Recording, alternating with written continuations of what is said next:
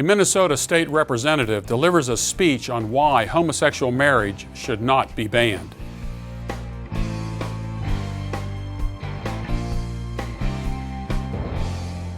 Steve Simon is a state representative from Minnesota, and he delivered a very calm speech to the House about why homosexual marriage should not be banned. And he brought up some very typical arguments, and my guess is lots of people out there will fall for a lot of these arguments. They're really, really bad arguments, very inconsistent, and I want to just go through a few of them. I didn't listen, I'm not going to cover everything in it. If I can't cover all these things in this particular video, I'll pick it up later on. Here he begins by saying, we have to be careful not to enshrine our beliefs in the Minnesota Constitution, no matter how religiously valid we may believe them to be. And I think most people would agree with that. There are some things that are not covered by law in this, regarding religion, and we wouldn't want those in any constitution. But the question is, are all things religious to be left out of the Constitution? There are a number of laws on the books that have a religious basis. In fact, I would maintain that marriage itself has a religious foundation. And so when I start talking about homosexual marriage, you have to find out how to define marriage in the first place. Where does the idea of marriage come from? But there are some other issues involved here, and we find that the Minnesota Constitution prohibits slavery. Now, we know that the great movement, and the great anti-slavery movement in the 19th century and here in the United States was in fact advocated by ministers, by those who heralded the gospel. Here in the South, it was the Reverend Martin Luther King that got civil rights legislation passed and got it put into law. So there are a number of things that have religious foundations that are in fact based upon this type of law and are put into our Constitution. You could never remove all references to a religious foundation from a constitution.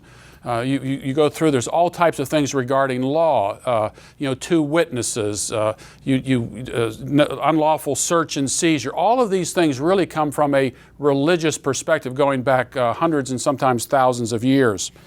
The preamble to the Minnesota Constitution reads, "We, the people of the state of Minnesota, grateful to God for our civil and religious liberty and desiring to perpetuate its blessings and secure the same to ourselves and our posterity, do ordain and establish this Constitution." So the Constitution itself recognizes the existence of God. And in recognizing the existence of God, the foundation of this Constitution and the freedoms that the people have and the liberties the people have in this state presuppose a belief in God. And what Representative Simon seems to want to do is to, when you get to the issue of marriage, to get God out of the picture. And I'll talk more about that in a moment. In opposing homosexual marriage, Steve Simon stated that what he is hearing is a religious justification for a change in the Minnesota Constitution. He says, "I don't think it's right. I don't think it's fair. It departs from our tradition." Now, what tradition is he talking about? Marriage between a man and a woman is a tradition. It is a tradition based upon certain biblical religious values. And so on one hand, he wants to say that that particular tradition needs to go. On the other hand, he says dealing with this thing in the Minnesota Constitution goes against some other tradition. Very inconsistent in his belief patterns here. He says, so my comment is, so why have marriage? Heterosexual, different sex marriage is our tradition.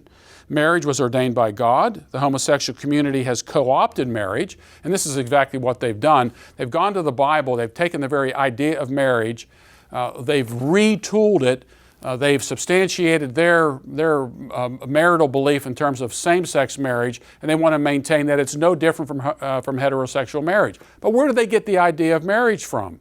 They got the idea of marriage from a biblical view of marriage, from the very first marriage that's found in the Bible, and that is Adam and Eve.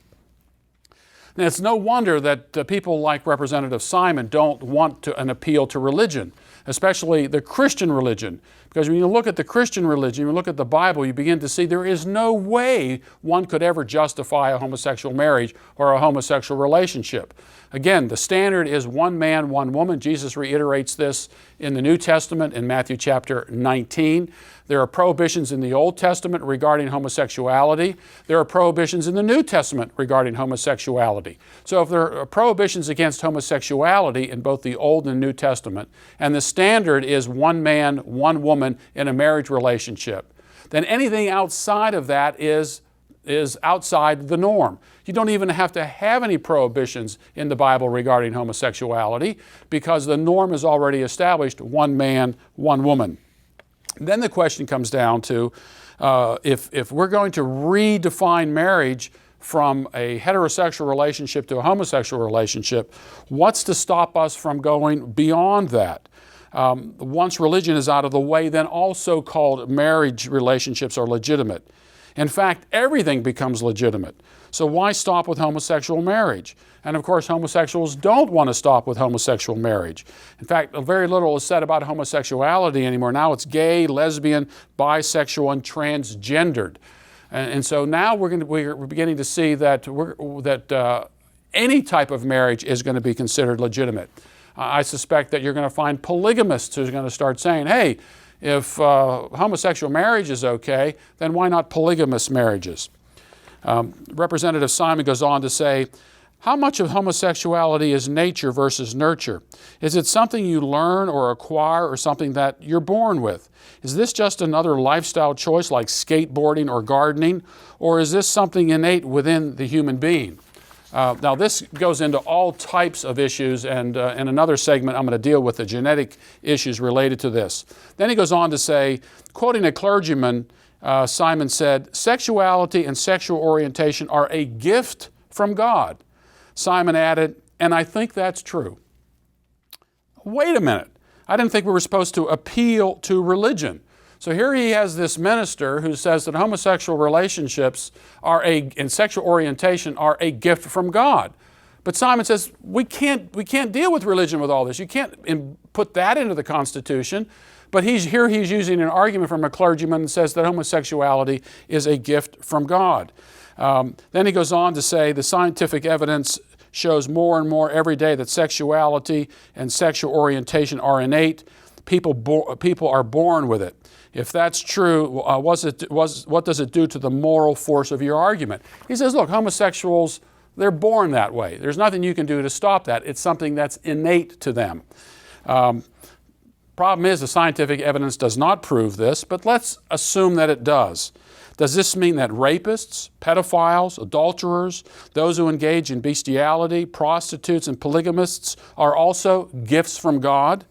People in each of these groups are exhibiting sexuality, a possible sexual orientation.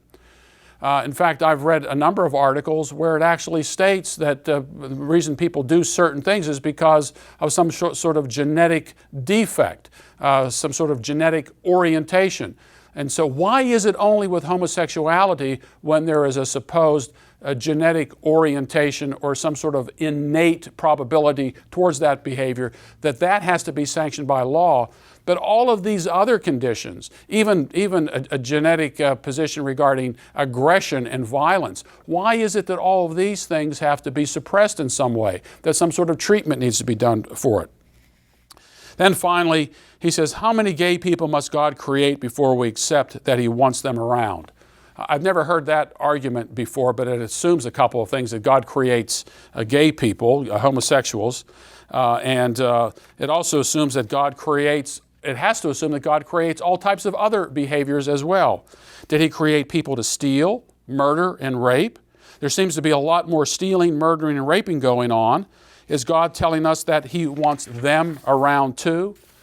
This is the real problem with this type of argument. Now, Steve Simon will get away with all this because he said it very calmly.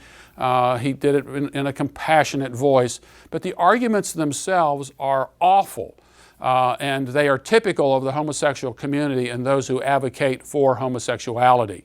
in another Vantage Point program, I'm going to deal with this genetic issue because I think it becomes the heart of what people like Steve Simon and the homosexual community is all about. If something is innate, if you have something that you were born with, should we then sanction it by law?